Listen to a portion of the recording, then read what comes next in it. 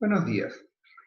Segunda clase de las bases científicas de la adaptación en nuestra área teórica. Hoy vamos a trabajar sobre los principios de la biología, la característica de los seres vivos y las funciones orgánicas.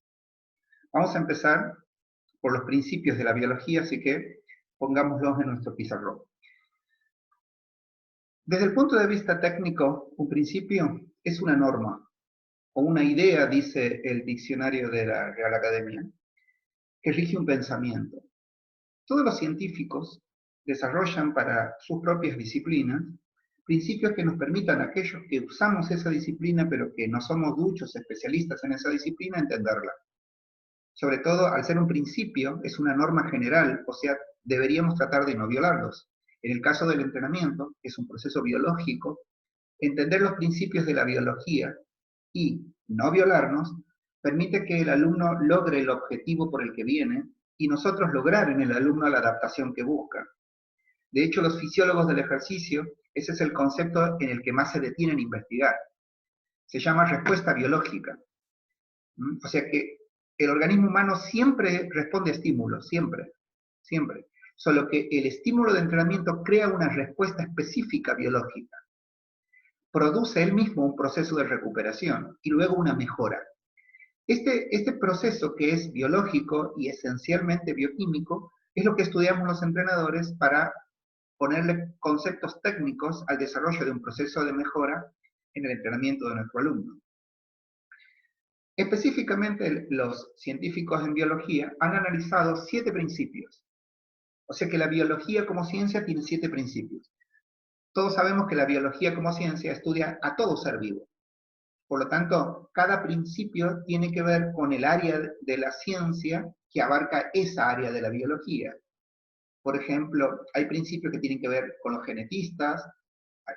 Ese principio dice que de toda vida nace de una vida, por ejemplo. La relación que hay entre organismo y medio la utilizan mucho los que estudian, por ejemplo, las plantas, la botánica, la zoología.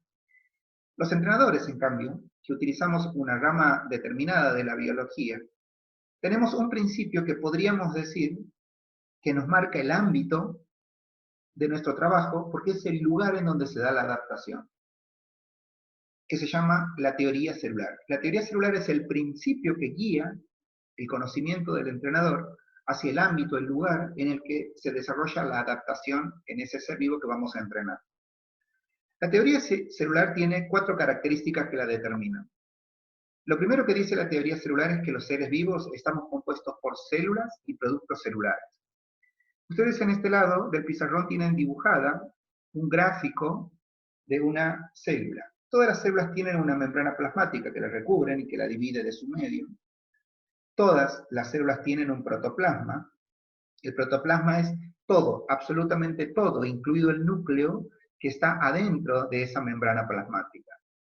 Y ese protoplasma está compuesto por anatomía y fisiología, fundamentalmente por sustancias y elementos químicos que la componen.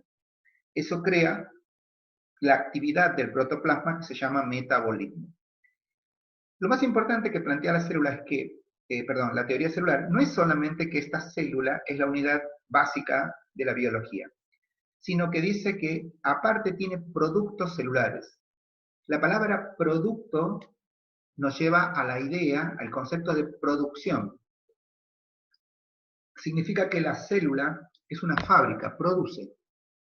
Para nosotros los entrenadores, obviamente cada ciencia que estudia la biología, estudia diferentes elementos que esa célula produce. En nuestro caso particular, la célula produce todo aquello que los entrenadores necesitamos que la célula mejore. Fundamentalmente la célula es una fábrica de energía. O sea, fabrica energía para que nosotros podamos desarrollar, por ejemplo, el movimiento, un ejercicio, un medio del entrenamiento. Es una fábrica. Y como toda fábrica, tiene todos los elementos que necesita una fábrica. Entre ellas, por ejemplo, la materia prima. ¿Cómo le llega la materia prima a una célula? A través de la sangre. ¿Y cuál es la materia prima que necesita esa célula? Ahí necesita oxígeno, necesita hormonas, necesita nutrientes, glucosa, ácidos grasos, aminoácidos. Y a la sangre Y la sangre es la encargada de llevar todos esos elementos hacia la célula. La célula produce entonces y tiene materia prima, es más, hasta tiene un CO, o sea, tiene alguien que dirige ese elemento dentro de la célula, el que dirige todo, que es el núcleo. Los núcleos celulares son los encargados de organizar internamente a una célula. Entonces, estamos ante una célula, lugar en el que se va a producir la adaptación humana, donde se inicia y se desarrolla la adaptación, con su característica bien específica y graficada como una fábrica, como un lugar en donde se produce todo lo que necesitamos para mantenernos con vida. La segunda característica dice que nacen unas células de otras preexistentes. Eso significa que las células, si son una fábrica, y de pronto la demanda a la fábrica, la demanda a la célula, al trabajo celular, es excesiva, este núcleo que ustedes ven aquí, en azul celeste, ese núcleo se puede duplicar y crear otra célula exactamente igual, con la misma característica genética y función, con las mismas sustancias y elementos químicos de base. O sea que podría crear, en el lenguaje analógico, una sucursal. O sea que es una fábrica que podría crear una sucursal. Por eso la teoría celular dice que nacen unas de otras preexistentes. Dentro de nuestro ámbito, que es el entrenamiento, hay dos tipos de células que no tienen la posibilidad de vivir esta duplicación celular, vamos a llamarla, que tienen que ver con las células del músculo. Las fibras musculares no pueden duplicarse. Si bien está dentro de la teoría celular, no es una propiedad que pueda tener una célula muscular. Las células musculares no hacen hiperplasia, que es hacer nacer una célula de otra que ya existe. Lo mismo pasa con la neurona, otra de las células que vamos a usar de manera muy dinámica en el entrenamiento, tampoco puede vivir el proceso de duplicación celular, o sea, de hiperplasia. Muchas células sí, otras no, vamos a ir analizándolas a cada una a medida que vaya transcurriendo el área teórica. Otra cosa interesante que dice la teoría celular y que vamos a usar mucho en el entrenamiento, es que todos los constituyentes químicos, o sea, sustancias y elementos químicos, y metabólicos presentan similitudes. ¿Qué es un metabolismo? El metabolismo es un conjunto de reacciones químicas. Ya lo vamos a estudiar porque también es una característica del ser vivo, pero son todas las actividades que tiene este protoplasma. Podríamos decir así, esta es una fábrica y todo lo que ocurre adentro es el metabolismo, todo. Los elementos químicos reaccionan entre sí para crear sustancias más complejas. Las sustancias se organizan normalmente para producir una utilidad dentro de la célula en el proceso biológico. A la vez, guardan energía, gastan energía. Y todo ese proceso químico se llama metabolismo. Este concepto también es interesante y sobre todo en el entrenamiento, porque los constituyentes químicos y metabólicos de todas las células son iguales, presentan similitudes. ¿Qué quiere decir esto? Que una célula hepática del hígado, o una célula estomacal, la del estómago, o una célula nerviosa o muscular, tienen exactamente la misma forma de funcionar. Utilizan la misma energía, las mismas sustancias químicas, las mismas enzimas, que son sustancias que se encargan de degradar a otras sustancias, que tienen la misma estructura de trabajo, podríamos decir, si seguimos con la analogía de la fábrica. O sea que todos los constituyentes químicos y metabólicos de todas las células presentan similitudes, les va a decir la teoría celular. Y quizás la característica de la teoría que más vamos a estudiar los entrenadores, ustedes la tienen muy desarrollada en el apunte, es que el organismo cuando funciona como un todo, es la suma e interacción de todas sus unidades celulares que son independientes. Esto es como si fuera el corazón del entendimiento de cómo se elabora un proceso de entrenamiento. ¿Por qué? Y porque justo el entrenamiento es una de las disciplinas que todo el tiempo utiliza el organismo funcionando como un todo. A ver, vamos a hacer una explicación simple de eso de organismo funcionando como un todo. Por ejemplo, vamos a suponer que estudie medicina y que me guste la gastroenterología. O sea, me voy a dedicar al estómago. ¿Sí? Cuando alguien enfermo viene a mi consultorio, la cantidad de conocimiento que yo tenga sobre esa disciplina es determinante. No importa en realidad si sé mucho del cerebro, por ejemplo, o si sé mucho de podología, por ejemplo. O sea, si soy un médico especialista en un área, me vienen a ver cuando ese órgano de manera independiente funciona mal. Cuando soy entrenador no me pasa eso. Cuando soy entrenador, nunca un alumno me puede venir a decir, profe, ¿me puede mejorar el bíceps? ¿O me puede mejorar el cuádriceps? En realidad sí lo puede decir. Lo que yo no puedo hacer es hacer lo que hace el médico, dedicarme exclusivamente a ese órgano. Porque para los entrenadores, el organismo todo el tiempo funciona como un todo. Cuando un alumno corre, salta, juega un deporte, cuando un alumno está haciendo cualquier actividad física o deportiva, está usando siempre todo su cuerpo. Para nosotros el organismo humano siempre funciona como un todo. Y lo importante es entender que ese funcionamiento, y esto es por teoría celular, siempre el funcionamiento final es el resultante de la suma e interacción de unidades celulares. Ya hemos visto que cada célula conforman tejidos y órganos. Lo vamos a volver a ver dentro de un ratito. Pero sepan que así como un órgano X, un músculo, funciona, da inicio y forma el metabolismo, dice el apunte, funciona de manera independiente, su funcionamiento es dependiente de otros y hace que otros dependan de él. Si ustedes, por ejemplo, corren y tienen un pequeño problema en el tobillo, ustedes no pueden decir, uy, a mi pie le duele el tobillo. No, no solamente les va a doler, posiblemente tengan que parar de correr, y mucho más posible, todavía, es que si lo hacen, la técnica de carrera sea defectuosa. ¿Razón? Teoría celular. Porque el organismo cuando funciona como un todo, ese funcionamiento, el resultado total, no depende de la célula independiente, sino de la interacción de sus unidades celulares. Característica, insisto, de la teoría celular, que va a formar una de las características del entrenamiento deportivo. Ya estudiamos el principio de la biología que más nos importa, ya analizamos el escenario en donde se produce la adaptación. Segundo tema, características de los seres vivientes. El apunte les va a decir que las características que tenemos los seres vivos son el sustento biológico de la adaptación. O sea, primero, ¿qué es una característica? Una característica es un concepto que siempre se refiere al carácter propio o específico de algo. Una característica es lo que nos hace ser lo que somos y no otra cosa. Los seres vivos, dice los biólogos, tenemos al menos 7 características, de las cuales 5 influyen directamente en la adaptación deportiva. Como toda área teórica, solo estudiamos los fenómenos que ocurren en nuestras disciplinas. Así que así como de los 7 principios del entrenamiento explicamos al que nos da el ámbito del desarrollo de la adaptación deportiva, la célula, ahora de las 7 características del ser vivo, vamos a analizar esas 5 que influyen directamente en la adaptación deportiva. Primero, y esto es esencial para entender por qué un proceso de entrenamiento siempre es complejo, para cualquiera de las dos carreras que estén cursando.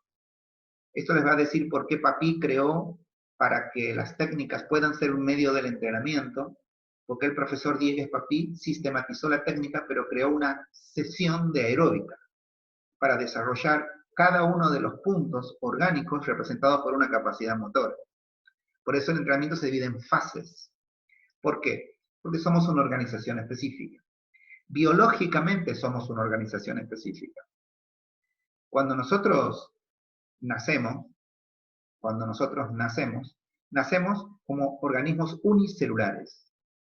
Del óvulo de la madre y el espermatozoide del padre se crea una sola célula, de ahí la teoría celular, con su propio núcleo, con su propio protoplasma, con su propia membrana plasmática.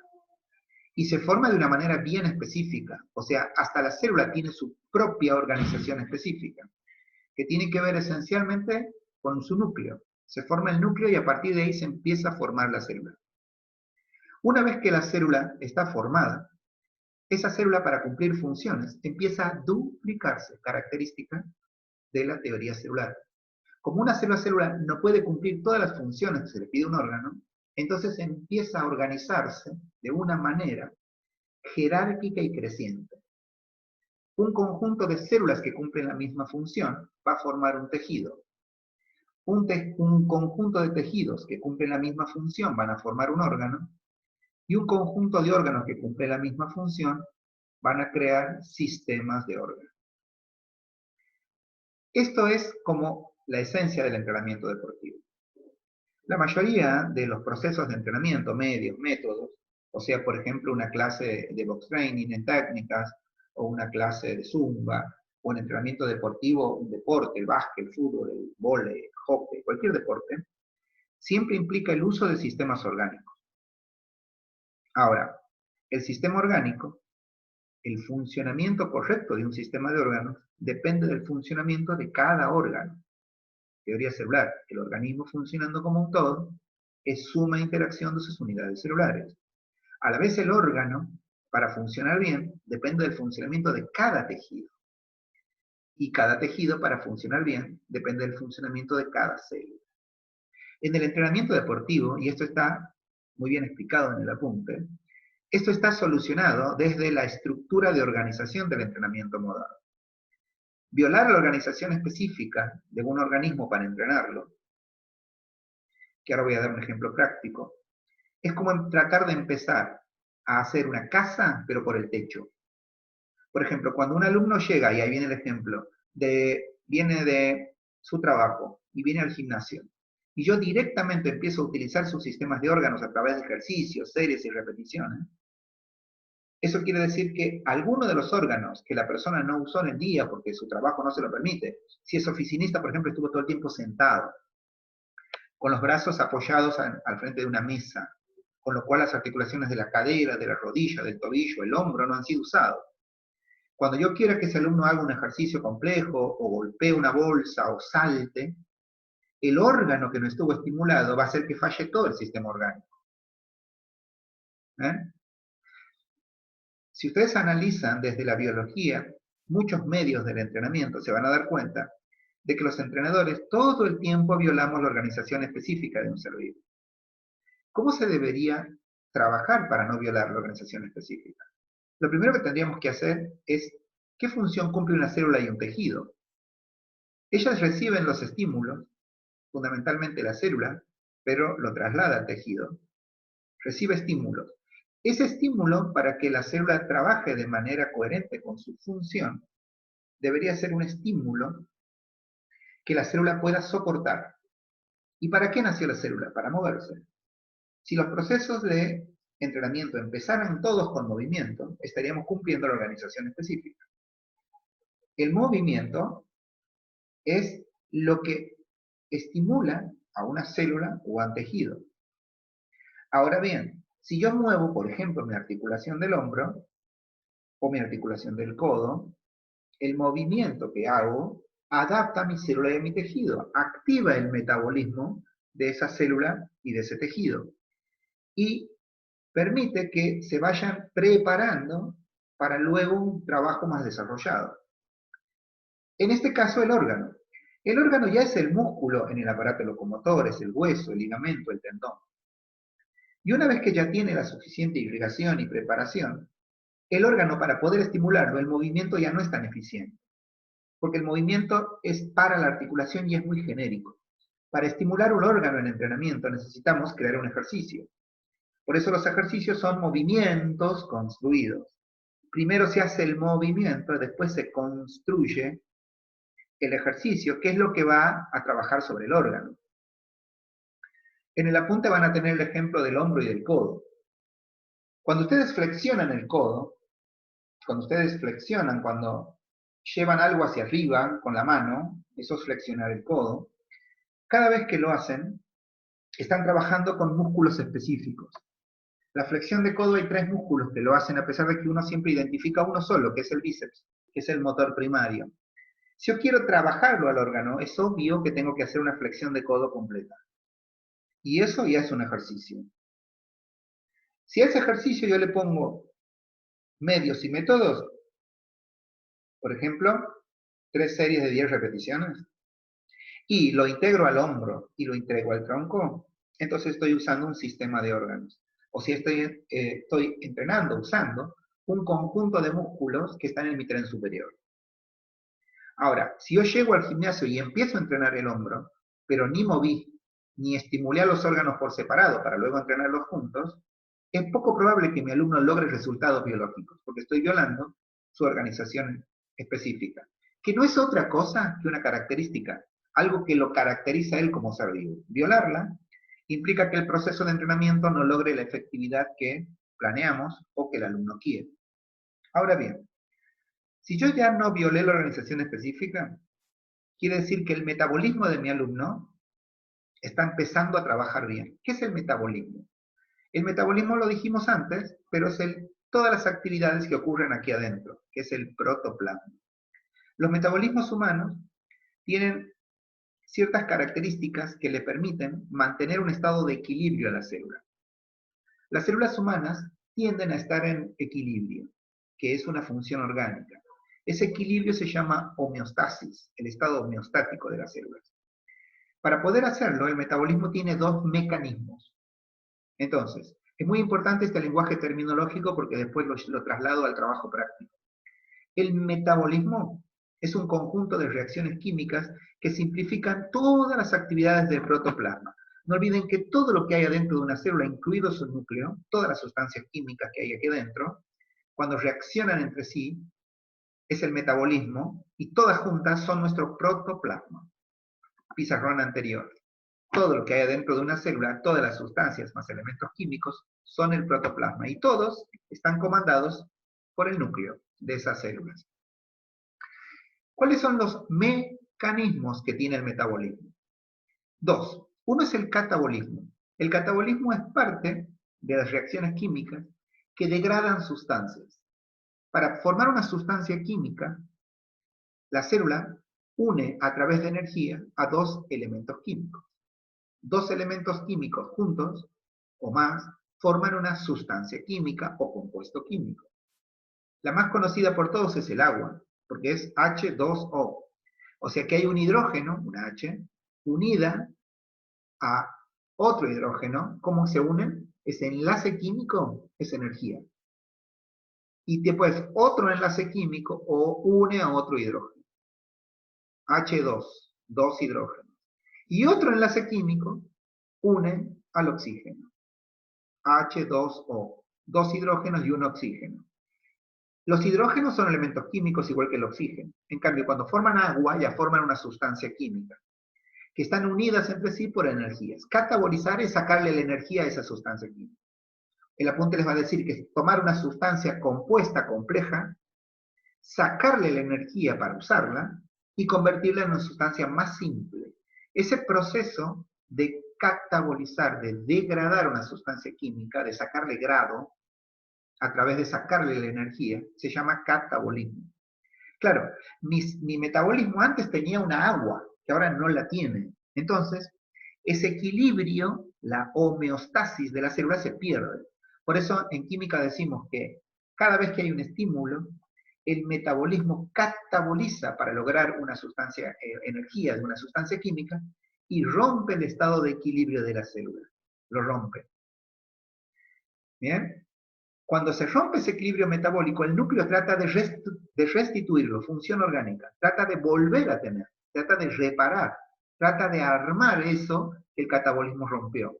Y ese mecanismo se llama anabolismo.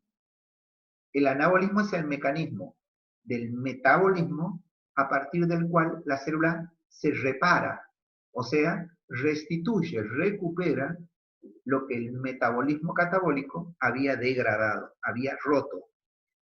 ¿Bien?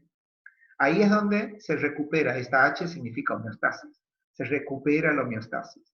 O sea que el metabolismo es un conjunto de actividades del protoplasma, todas químicas, y que tiene dos mecanismos. El catabolismo, que implica degradar sustancias químicas, sacarle la energía y convertirla en sustancias más pequeñas, con lo cual se rompe de manera bien clara la homeostasis de la célula, el equilibrio, y luego inmediatamente viene el anabolismo, que es el que repara la célula. Todo el tiempo la célula se está catabolizando y anabolizando, todo el tiempo.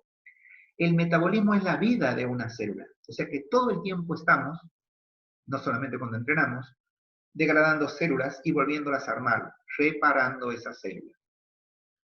Una vez que la célula se repara, o sea que vive el proceso de metabolismo, sigo por la característica que nos importa, dice la célula, como resultado de ese anabolismo, la célula va a tener un crecimiento. Paso irritabilidad, después vuelvo. Tiene crecimiento. ¿Qué es el crecimiento? El crecimiento es el aumento de la masa protoplasmática. Llegaron al punto que en el entrenamiento llamamos anabolismo. ¿Por qué le llamamos anabolismo al crecimiento del músculo? Porque cuando el músculo crece decimos se anabolizó. Porque el crecimiento es una característica del ser vivo que se produce como resultado del anabolismo, por eso. Cuando yo hago una serie de trabajo, de cualquier tipo de trabajo en ejercicio, la célula cataboliza. Cuando me voy a descansar, restituye, recupera, se repara la célula, e inmediatamente después la célula crece. En entrenamiento le llamamos supercompensación, nos lo enseña Hans Selye, y ya vamos a llegar a su síndrome general de adaptación, a estudiar. Entonces, el crecimiento es el aumento de la masa protoplasmática y es el resultado del anabolismo. El anabolismo siempre produce crecimiento, porque siempre las células sanas, atento a esto, sanas, recuperan más de lo que he catabolizado. Eso permite el crecimiento. Y también produce la adaptación. La adaptación es, este núcleo va a aprender ese nivel de crecimiento, o sea, va a tener que ahora organizar el núcleo una actividad protoplasmática mucho mayor. Razón, y porque la célula creció, tiene más protoplasma. Y esa va a ser nuestra adaptación. La adaptación es una propiedad de los seres vivos, y esa propiedad es adaptarse, cambiar de acuerdo al nuevo estado funcional que va a tener esa célula. No lo dejé al final porque sí, tiene que ver con una cuestión didáctica, simplemente para que contarles todas las características del ser vivo sea como un cuentito. Pero la irritabilidad es una característica del ser vivo también. Alguna vez ustedes se deben haber preguntado, ¿por qué nosotros podemos hacer absolutamente todo lo que queramos en el ejercicio y en los deportes? ¿Sí? Si alguien me dice, si alguien me invita un sábado a correr y le digo, dale, vamos, y tengo suficiente condición física como para recorrer 30 minutos, corro. Pero lo cierto es que hace mucho que no corro. ¿Por qué pude responder al estímulo a pesar de no tener la condición física? Porque soy irritable. La biología tiene esa característica, somos irritables, o sea que es una característica del ser vivo, capacidad de responder a estímulos. El organismo responde a estímulos. No quiere decir que esa respuesta sea positiva, pero siempre responde. La adaptación humana, lamentablemente, es una característica del ser vivo, pero no quiere decir que la adaptación sea positiva. No todas las adaptaciones son positivas. Así como yo me adapto a entrenar 3 veces por semana, también me puedo adaptar para ser sedentario, por ejemplo. Así como yo me adapto para hacer 6 o 7 comidas por día, me podría adaptar a no desayunar, por ejemplo, o a comer 1 o 2 veces por día. Así como me adapto a tomar 3 a 4 litros de agua por día, podría adaptarme a estar deshidratado. O sea que la adaptación solamente es una característica de todo ser vivo. No implica de por sí algo positivo. Los seres humanos, con nuestra razón, lo podemos hacer positivo, pero no es naturalmente positivo el concepto de adaptación. ¿Por qué? Porque es una característica que tenemos todos los seres vivos, incluidos los animales no racionales, e incluidas las plantas, o incluida la vida marina. O sea, cualquier aspecto biológico, cualquier ser vivo, tiene las características. Solo los seres humanos racionales tenemos la capacidad de crear adaptaciones de acuerdo a las necesidades propias. Por ejemplo, una planta no puede pedirle a la naturaleza y no puede crear nada para que no haya vientos huracanados que rompan todas sus ramas. En cambio nosotros, si viviríamos, que no es el caso, pero si viviríamos en zonas, por ejemplo, de huracanes, como existen en algunos lugares del mundo, ya la ingeniería hubiera creado casas, de hecho ya lo hizo, para evitar que cuando venga un huracán, mi casa me mate cuando se caiga arriba de mí. ¿Sí?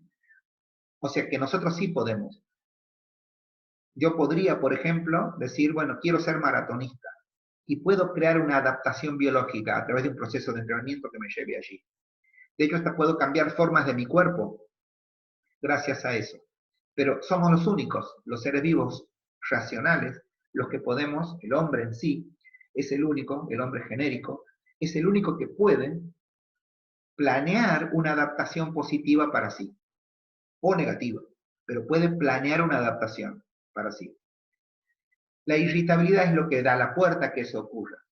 Y vamos a desarrollar el gráfico aquí, hablando, este gráfico, de las 5 características más importantes que para el entrenamiento tienen los seres vivos. El estímulo es lo que hace que las células, y si digo célula digo tejido, órgano y sistema de órganos, se irriten, o sea, respondan a ese estímulo. ¿Con qué respondemos al estímulo? Con nuestro metabolismo. Pero del metabolismo, ¿con qué mecanismo? Con el catabolismo. ¿Por qué? Porque necesitamos energía para responder al estímulo. ¿Qué ocurre cuando catabolizamos una sustancia química dentro de una célula? Se rompe la homeostasis. Se rompe el estado de equilibrio en el que estaba viviendo la célula antes del estímulo. Cuando se rompe inmediatamente el núcleo de la homeostasis, el núcleo empieza un proceso de anabolismo. El anabolismo es el proceso de reparación de la célula, de lo que rompí, de lo que gasté, de lo que catabolicé.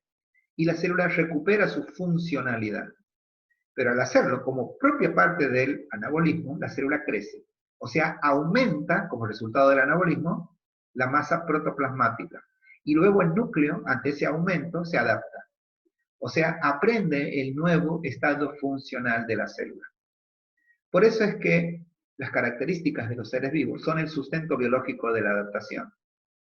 Los entrenadores, somos profesionales, no importa si estudiamos técnica o entrenamiento deportivo, somos profesionales que a través de estímulos, que son sesiones de entrenamiento, vamos a crear una carga de entrenamiento para lograr los catabolismos que nosotros pensamos y que deseamos, para que después de suficientes tiempos de anabolismo y recuperación, el alumno logre el crecimiento buscado y se adapte a él. Por eso es que los entrenadores estudiamos tanta biología, y dentro de la biología, que está representada por las capacidades motoras, estudiamos la química, por ejemplo, un músculo. Un músculo, por ejemplo. Cuando yo quiero, mi alumno tiene como objetivo de adaptación deportiva, tonificar, por ejemplo, entonces el entrenamiento de la fuerza a través de estímulos me permite catabolizar, romper estructuras musculares, huesos, músculos, ligamentos, tendones, que después de romperse se anabolizan, o sea, se recuperan y crecen. Y ese crecimiento va a ser el tono muscular. Por eso es que los entrenadores es tan técnico el estudio de los medios y métodos del entrenamiento, porque responden a las características del ser vivo sin violar los principios de la biología. Ahora bien, ese ser vivo que entrena, que tiene un organismo que tiene 2 sistemas fundamentales, como el sistema nervioso central y el sistema endocrino. Fundamentalmente el sistema nervioso central en el individuo es el más desarrollado, sobre todo en el área telencefálica. Por eso podemos, como les decía antes, planear procesos de adaptaciones para nuestros objetivos. Es una función orgánica. Ese individuo que tiene ese órgano, cuando hablamos de adaptación, cumple 2 funciones. Una función es la que estuvimos hablando hasta no hace mucho, que tiene que ver con el mantenimiento de la homeostasis. ¿Se acuerdan, no? La homeostasis es ese estado de equilibrio en el que viven las células, los tejidos, los órganos y obviamente los sistemas de órganos. Viven en un estado de equilibrio, de homeostasis, que es mantener ese ámbito interno de célula, tejidos u órganos relativamente constante. Los biólogos dicen que es muy difícil mantener la homeostasis. De hecho, la mayoría de nosotros no lo logramos. Siempre estamos o excesivamente cansados. A veces nos ocurre que no podemos dormir, o que no descansamos lo suficiente, o que nos levantamos más cansados de lo que nos acostamos. Es muy difícil, porque es nuestro sistema, al ser un sistema orgánico, digamos, cada órgano de manera individual actúa junto ante estímulo. Pero cuando yo actúo como individuo, es suma e interacción de unidades. Entonces, mantener el equilibrio no es fácil.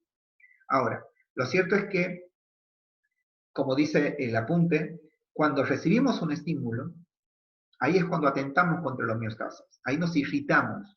Pero luego todo el proceso bioquímico se da. Se da el anabolismo, se da el crecimiento y se da la adaptación. Entonces, el mantenimiento de la homeostasis es una de las dos funciones que cumple el organismo.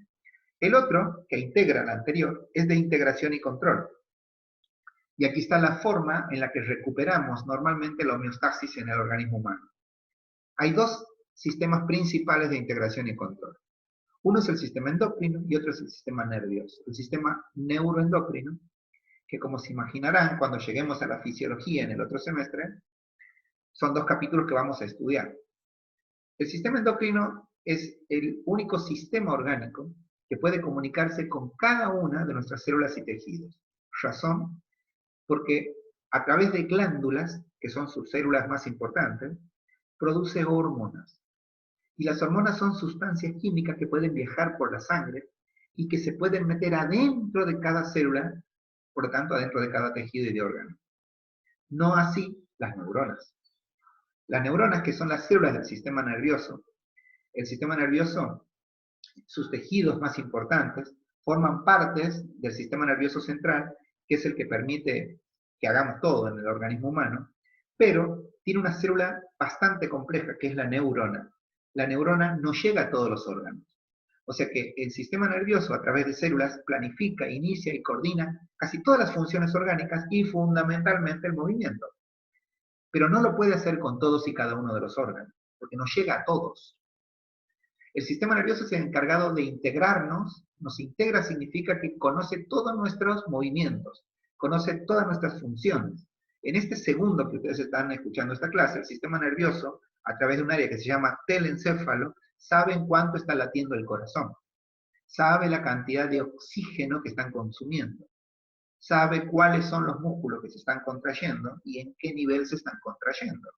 O sea, el sistema nervioso nos tiene integrados y va a ser el que va a organizar el proceso de control. Vamos a suponer que ustedes empiezan a romper la homeostasis, o sea que en alguna parte de su cuerpo se produjo un catabolismo, una ruptura homeostática. Y su organismo respondió a eso. ¿Por qué? Porque somos irritables. Respondió. Pero luego el sistema tiene que anabolizar, para lo cual tiene que medir, mensurar. O sea que tiene que saber cuánto la célula rompió la homeostasis, porque después la tiene que reparar. Ahora, para hacer todos esos, vamos a llamarle así, mandados, necesita mensajeros, porque el sistema nervioso que ordena, planifica, integra, pero no tiene la posibilidad de llegar a todos los órganos y todas las células. ¿Quién lo hace? El sistema endocrino, que es el que más colabora con el control de las funciones homeostáticas del organismo. Ambos se combinan para lograr que nosotros mantengamos nuestra homeostasis y que tengamos al organismo integrado y controlado. Por eso es tan importante en el entrenamiento entender los dos sistemas de control.